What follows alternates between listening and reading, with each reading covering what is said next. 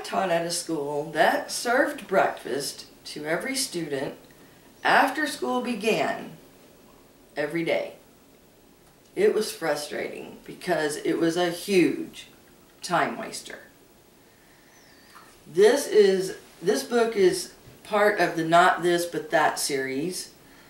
It is called No More Sharpening Pencils During Work Time and Other Time Wasters. It's by Elizabeth Brinkerhoff and Alicia Rohrig.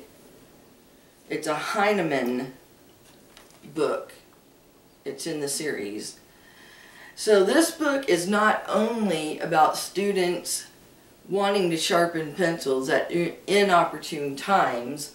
It's about wasted quality instructional time in classrooms because teachers fail to recognize the importance of taking time to train their students for transitional times of the day. Teachers' goals are to foster students' independence by teaching them to take responsibility for their own learning, develop self-regulated learners who monitor their own progress, identify their own learning goals, and recognize their own strengths and weaknesses so they can become successful independent learners. Section 1 of this book is called No More Wasted Time. It's about classroom management and time management.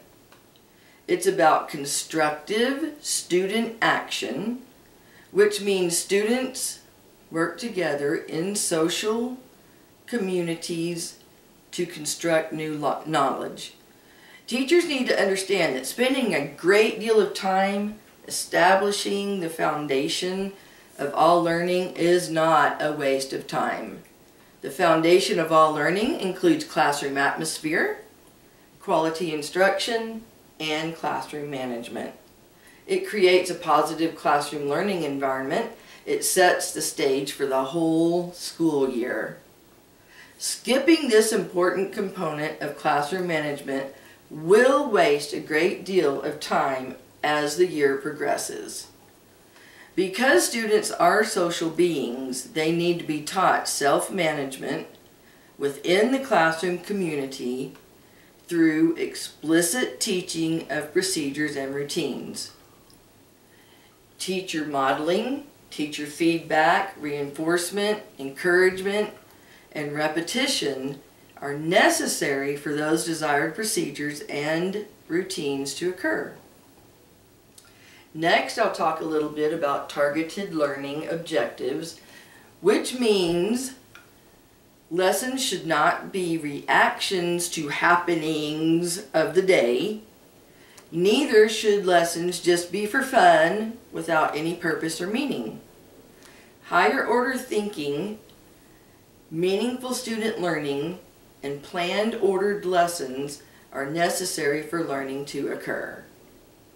Some ways to achieve sequenced, planned instruction is through whole group, small group, collaboration, independent instruction, independent practice, and assessment to integrate the higher order thinking skills. Section 2 is called Research on Maximum Use of Time. Available instructional time is much longer than academically engaged time. Academically engaged time can depend on many factors, such as how much reading a child has been exposed to, what kind of vocabulary he has, how much the parents have assimilated the child for school. Academic engagement includes reading to understand, focusing on meaning, self-monitoring and making inferences, positively collaborating with the classroom community, all of which means reading for knowledge. Academic engagement through self-regulation is also important. Self-regulation involves the ways students evaluate and manage their own performance, their own goals, and change them as they have been met. Intrinsic motivation is key to self-regulation. A positive classroom atmosphere, explicit instruction, and good classroom management are all necessary so students' self-regulation can be maintained.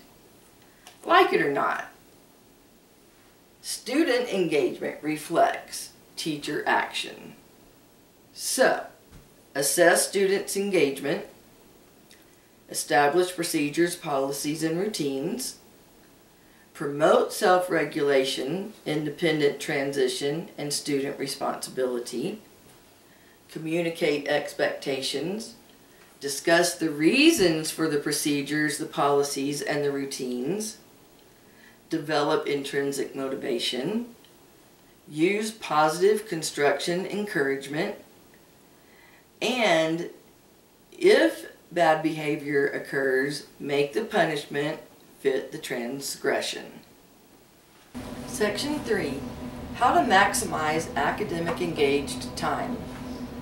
There are 3 elements. The 3 elements are engaging learners, productive instructional time, and productive non-instructional time. All parts are necessary. It is important that students are engaged in actual learning, that the instructional time be quality instruction, and the non-instructional time be a learned transition so that all of the 3 can complement each other. Progress in one area promotes progress in the other areas. The social environment is the classroom community.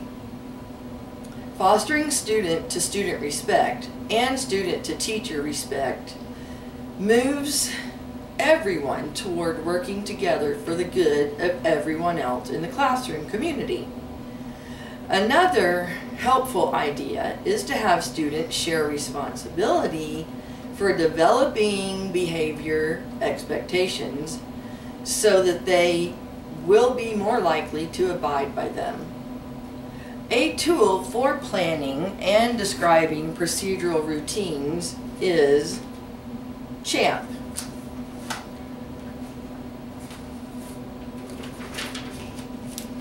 C is conversation, with who, when, at what volume.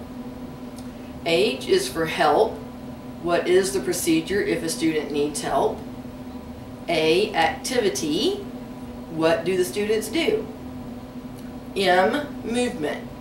Where do they move? When do they move? What's the procedure for moving? And P, participation, which would be collaboration with their peers and with the teacher. Students show respect because they are respected. Make learning meaningful to students by promoting genuine feelings about what is being taught. My students and I have decided that if we were in charge of words, we would make them much easier. We've decided that EIGH should not be allowed to say A, like in 8. We've decided that though, THOUGH, does not need the UGH. And there are so many sight words, it's just not fair the way they're spelled and the way they sound. So we've decided we could make it easier if we were in charge. Teachers, take the time necessary to make your whole school year go smoothly. Waste no more time trying to get students to do what you want them to do. Train them from day one. Waste no more time. Give quality instruction. Give feedback. Model. Reinforce. Repeat and repeat and repeat. It is not a waste of time.